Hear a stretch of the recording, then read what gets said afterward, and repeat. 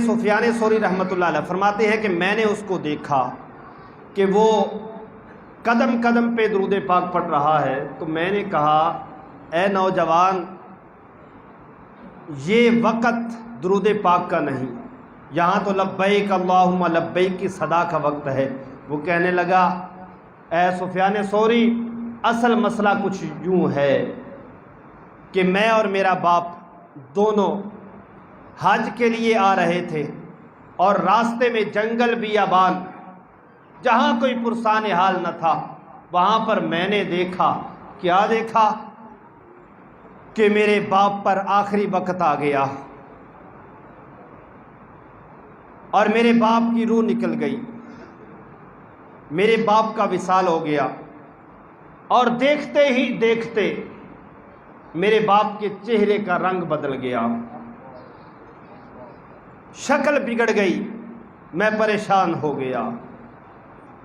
मैंने कफन तो दे दिया, लेकिन अब इस परेशानी के आलम में बैठा था, रो रहा था कि यार किसको अपने बाप का चेहरा दिखाऊंगा, इसको तो शक्ल ही मस्क कर दी गई है।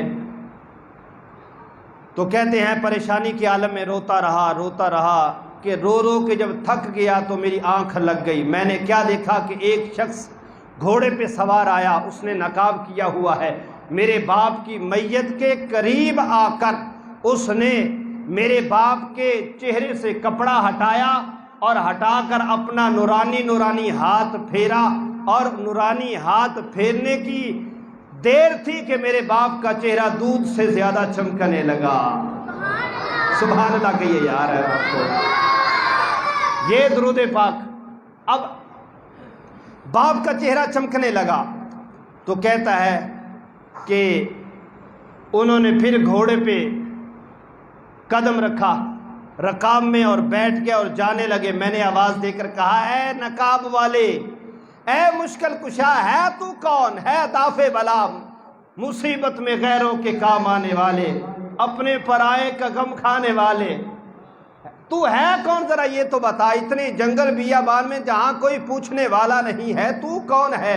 तो उन्होंने नकाब हटाकर कहा, मुझे ही तो मोहम्मद रसूलुल्लाह कहते हैं, आना नबीयों का, मैं ही तो तेरा नबी हूँ, मैं ही तो वो हूँ जिसको वद्दुहा के चेहरा का जिक्र कुरान में है, मैं ही तो वो हूँ कि जिसके वल्लैल जुल्फों का जिक्र कुरान में है, जिसके असर के ज़माने का जिक्र कुरान में है, जिसकी जवानी का जिक्र कुरान में है, जिसके शहर का जिक्र कुरान में है, अरे जिसके जो है वो हाथों का जिक्र कुरान में है, वो महबूब मैं ही हूँ तो जिस पे सारा जो है वो कुरान नाज़िल किया गया है।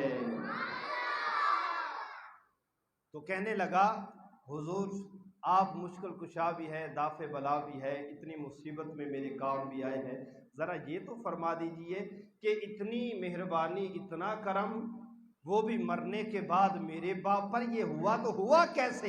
तो वो अर्ज करता है, हुजूर बताइए।